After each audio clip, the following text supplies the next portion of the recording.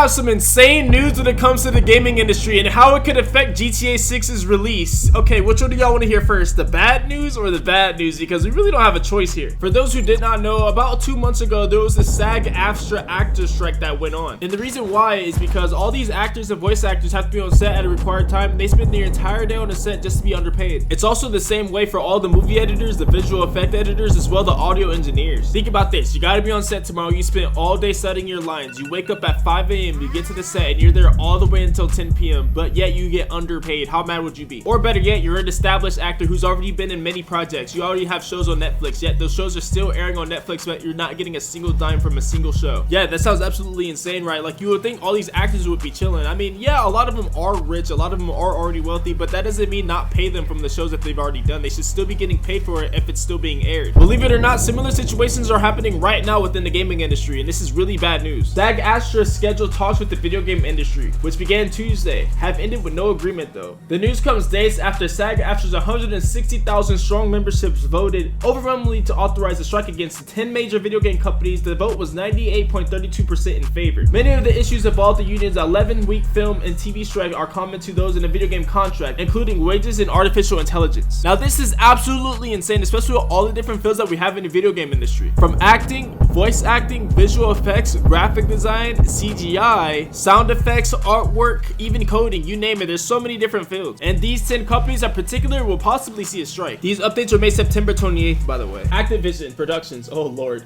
Blind Light LLC, Disney Characters Voices Inc., Electronic Arts Production Inc., oh god. Epic Games Inc., oh lord. Formosa Interactive LLC, Insomniac Games Inc., Take-Two Productions, parent company of Rockstar Games, VoiceWorks Productions Inc., and Warner Bros. Games. I'm honestly not surprised that Activision is on here because they be dropping Call of Duties every fucking year. Besides the point, I don't know if you guys can see what I'm seeing, but there's a whole lot of Toontown shit going on. All these suits are mistreating and underpaying all these hard-working, aspiring video game designers and voice actors, and that's why it's taking so long for us to get the games that we want. And again, when it comes to GTA 6, hoping when it comes to the 2022 leaks, those leaks are actually mad old, so let's hope that they've actually worked on a lot more of the games since then. If not, we will not be seeing this game until 2026, dog. Trust me, I know that's a very bold prediction to say, but I don't know, bro. Rockstar isn't the same how it used to be. I don't know if you guys remember, but back when GTA 4 came out, there was a team working on Red Dead Redemption, and when the Red Dead Redemption came out, there's a team working on Max Payne. And believe it or not, Rockstar Games at one point used to drop games every year, if not every 2 years, and this was because they had multiple production studios around the world, with the most familiar ones being Rockstar North and Rockstar San Diego. And to think that these suits at these companies had the mindset of, we make video games for a living, let's basically sleep at our desk and get right back to work as soon as you wake up. In 2018, Rockstar co-founder Dan Houser has came out and said that we were working 100-hour work weeks when Red Dead Redemption 2 was in production. For the first time ever, many Rockstar employees got to speak publicly, and because of that, a long-running argument was reignited about how much crunch time they would have on working on the games. A rare interview with Dan Houser and his brother Sam Houser took place. In that interview, they mentioned what they worked on within that 100-hour work week, which was 300,000 animations, 500,000 lines of dialogue, several hundred edits for every single trailer, along with 2,000 pages of a main story script, 1,200 SAG-AFTRA actors, along with 2,200 days of motion capture work. Now you guys understand where I'm coming from when I say that this news could be very bad when it comes to GTA 6. All that we can really hope is that they have a lot more done from what we saw in the leaks. And even then, the leaks had a lot of GTA 5's assets, which makes the game even more incomplete. Unless the strikes do not happen and operations continue as normal, we might expect a trailer as soon as this month actually. But honestly, if you really think about it, since we did get those leaks, how long Rockstar has been working on the game since those leaks have been dropped. Can't forget to mention that all the footage from those leaks were from the year 2019. So the real question is that all the hacker could get his hands on, or is Rockstar really not working on the game like that? Especially after COVID, I'm not sure if Rockstar is having GTA 6 being made in one studio or around the world. I honestly have hopes that Rockstar have been working on the game the whole time, and they're actually way further than we think. Let's just hope SAG-AFTRA can work these negotiations with these production companies so we can get everything back good and flowing. If anything, I feel like Rockstar is definitely going to keep going back and making changes to the game over time, just like how they kept going back and making changes and adding things onto GTA 5. Assuming they do not have the story mode already done, the only reason why I can really see this game taking longer than it already is if Rockstar still needs to hire more voice actors or stunt workers for the game. They probably already have the full layout of the map already done, along with all the designs and small details. All they need to do is add more textures and graphics. This is gonna be like one of those things that you guys remember when we saw the early development stages of GTA 5 and then the final product. This is gonna be the same thing. Once we see the final product of GTA 6, we're gonna go back in the leaks and be like, holy shit, this shit is terrible. And we already know that GTA 6 is gonna be the most detailed GTA game of all time, which I'm pretty sure all of us are gonna expect. But there are people out there who think otherwise. For example, Tez2, a Rockstar insider, had something to say about this post. Somebody said, what's kind of depressing, and maybe for others too, I'm not a fan that they even reuse interiors of warehouses from 5 years ago or more. Like, come on. It's not like every new interior has to be put work like in ACT3, Doomsday, Finale, or Casino. If you don't understand his point, this person basically thinks that Rockstar is gonna reuse and recycle interiors from GTA 5 and put them in a 6. Tez2 does beg to differ, since he said, better yet, why not include interiors from 6 without giving away any hits from there, since Rockstar is prioritizing accessible interiors on 6 way more than any other title before. If they do happen to reuse any type of interiors, I could probably see it being like an interior of a club. Other than that, I honestly think they're gonna be unique when it comes to all the other interiors. All I know is if this house is back in the game again, they better not touch the inside of it, because that shit better look the same. We could probably expect as well, just like in GTA 4, enterable car dealerships, coffee shops, theaters, government buildings, etc. But that's it for this video. If you guys did enjoy, make sure y'all smash the like button down below and subscribe. This channel has been getting hella love lately, and I just want to thank each and every one of you. Don't forget, you guys can use code Miz at checkout for 30% off on all your GFUEL purchases. Don't forget to check out the TikTok, the main, the Kick, and the Twitch. I'll see y'all in the live stream. Other than that, I just want you guys to know one thing.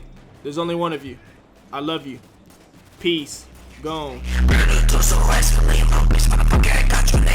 this is how they soon to come. I'm excited, just wanna meet up.